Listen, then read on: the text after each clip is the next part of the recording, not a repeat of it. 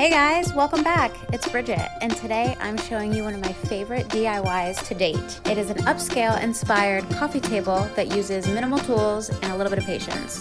This is a sonotube, and it will act as the base of our table. I went ahead and cut it in half. If you don't have a circular or jigsaw, Fiskars sells a handsaw that will get the job done. I cut half my dowels down to 18 inches for the base, and the others down to 3 for the top. Use a level to ensure your first dowel is laid out straight. I clamped mine to the table and began the gluing process. Do this to both bases, making sure your bottom line is nice and straight. For the top, I used a 1/2 inch piece of plywood and measured and marked to find the radius of my circle.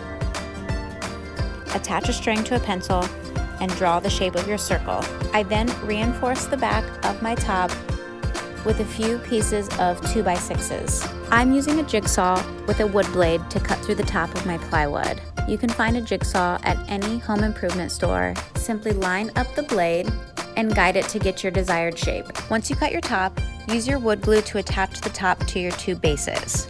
From here, you can add the trim pieces and give it a good sanding.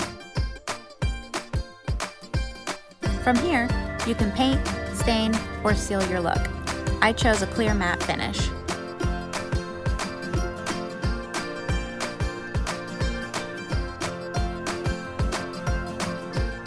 Books make great coffee table decor.